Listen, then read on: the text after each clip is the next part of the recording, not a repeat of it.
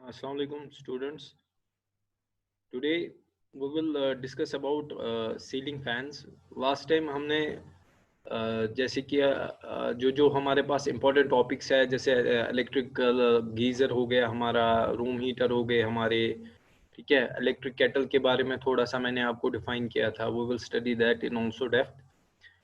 But जो major portion आपका electrical workshop का था, सब्जेक्ट का था, वो कंप्लीट हो चुका है. उनकी वीडियोस भी मैंने अपलोड की है. अगर किसी को कोई डाउट है किसी चीज़ के भी रिलेटेड, वो मुझे व्हाट्सएप कर सकता है या कॉल भी कर सकता है. I will explain in detail. अब क्योंकि अब एक दो टॉपिक खाली इसमें रह गए हैं हमारे, तो we have almost covered about 85% of our syllabus. 15% में वही प्रैक्टिकल पार्ट रह जाता है जो हमें प्रैक्टिकली मतलब परफॉर्म करना होगा. इंशाल्लाह अगर मौका मिलेगा तो इंशाल्लाह we will do that. Now today I am here to discuss some important information regarding ceiling fans with you. Okay, ceiling fan हमारे सिलेबस में है, आपने पढ़ा भी होगा, इवन मोटर्स के बारे में आपने पढ़ा होगा in your electrical machine subject as well. आपका इलेक्ट्रिकल मशीन्स 4 सेम में ही है, तो आपने मोटर्स के बारे में पढ़ा होगा. I will explain the basic working of ceiling fan over here, और मैं उसमें आपको बताऊंगा कि जैसे हमारे पास उसमें वाइंडिंग क्या क्या रहती है, वो कैसे करते हैं, तो क्या क्या उसमें रहता है, वो मैं आपको बता दूंगा. अगर हम घरों में देखेंगे तो आपको पता ही होगा कि सीलिंग फैन आज की डेट में हर किसी घर में है. तो एक कॉमन सी चीज़ है कि सीलिंग फैन में पहले हम क्या देखते हैं कि वो हैव 3 ब्लेड सीलिंग फैन और 4 ब्लेड सीलिंग फैन, ठीक है. एसी सीलिंग फैन ही ज़्यादातर हम घरों में यूज़ करते हैं. तो वो जो हमारे पास सीलिंग फैन रहता है, या तो वो 3 ब्लेड्स का रहता है या 4 ब्लेड्स का रहता है. 4 ब्लेड्स का बड़ा रहता है और 3 ब्लेड्स का उससे मतलब छोटा ही रहता है, उसका साइज कम रहता है. सो अगर हम इंटरनल स्ट्रक्चर देखें सीलिंग फैन का, सीलिंग फैन में आपको ये चीज़ याद रखनी है कि जो हम सीलिंग फैन घरों में यूज़ करते हैं जनरली, इसके अंदर जब आप देखोगे इसमें दो तीन ही चीज़ें मेन कंपोनेंट्स इसके रहते हैं. एक तो इसकी वाइंडिंग रहती है, और इसकी जो वाइंडिंग हमारे पास आती है that is composite of 2 parts. वो मैं यहाँ चैट बॉक्स में आपको लिख लेता हूँ.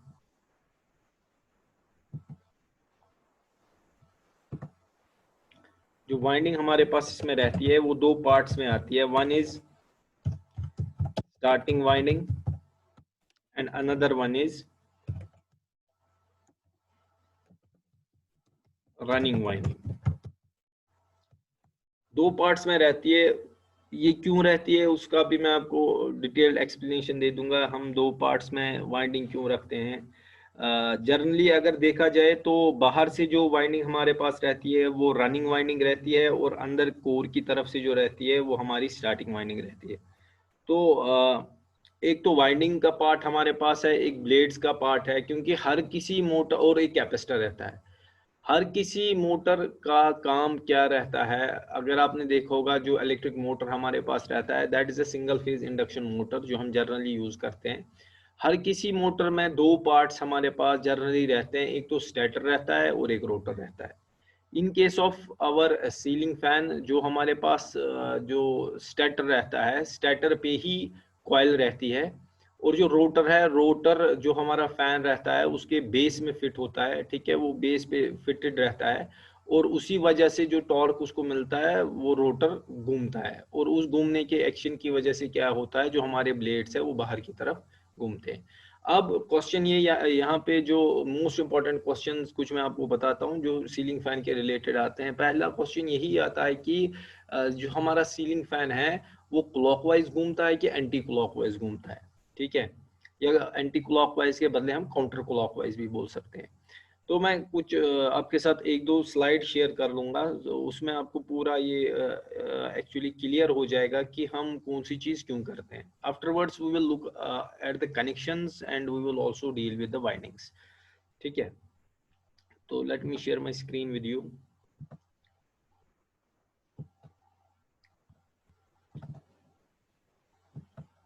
देखो, अगर हम इन जनरल देखेंगे तो एक सीलिंग फैन में ये वाले कंपोनेंट हमारे पास रहते हैं, ठीक है. वो हैव अ बेस प्लेट जो नीचे लगा रहता है, जिसमें जनरली हम जो कंडुइट पाइपिंग हमारे पास होती है उसके अंदर जो रहता है उसको हम बेस प्लेट कहते हैं।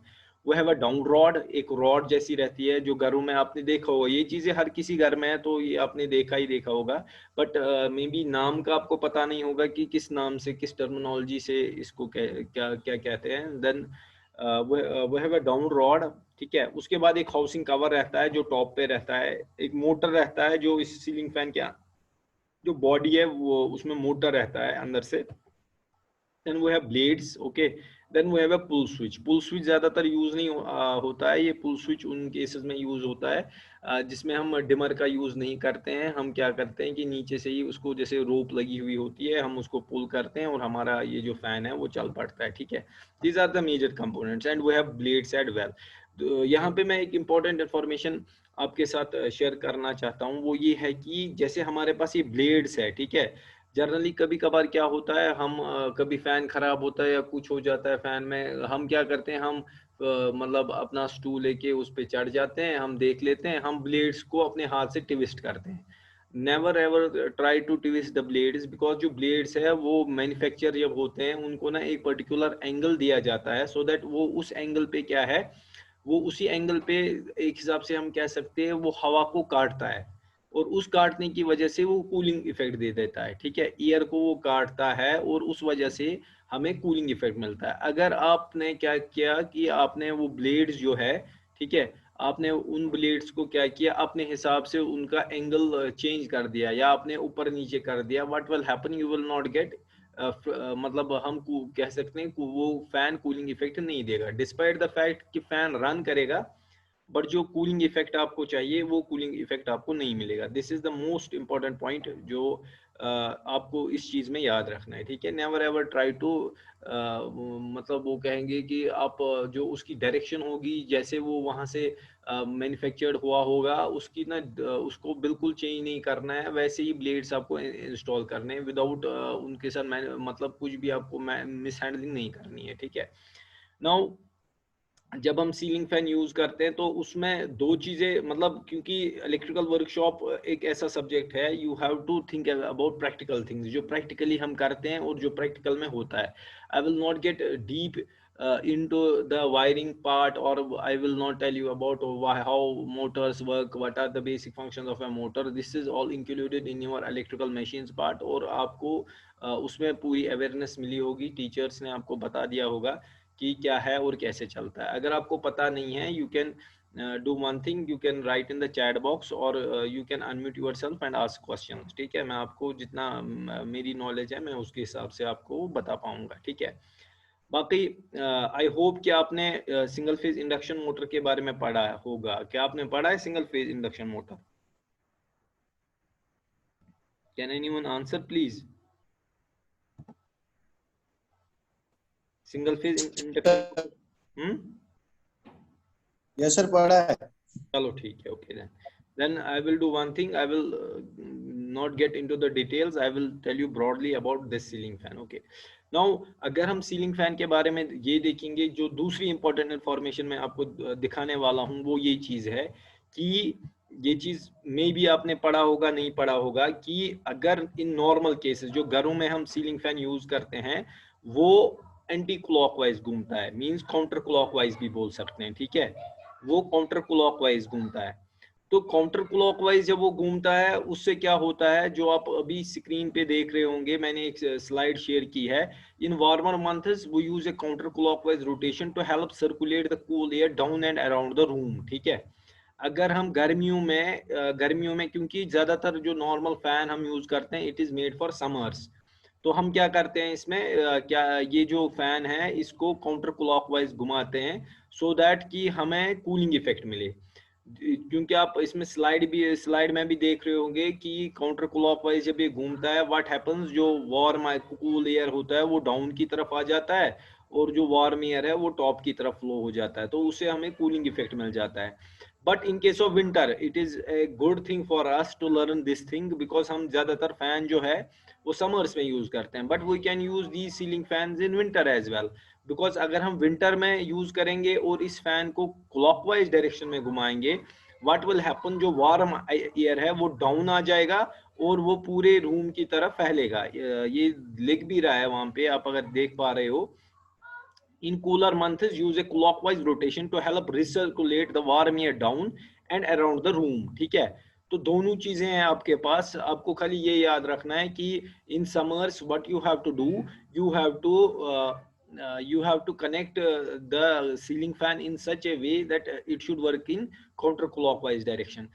And in winters you have to connect in such a way that it should run in clockwise direction. ये चीज आपको याद रखना है। बट बाय डिफॉल्ट ये एंटी क्लॉकवाइज और काउंटर क्लॉकवाइज डायरेक्शन में घूमता है। अभी तक जो मैंने आपको बताया, इसके रिलेटेड कोई क्वेश्चन है तो आप प्लीज बताइए।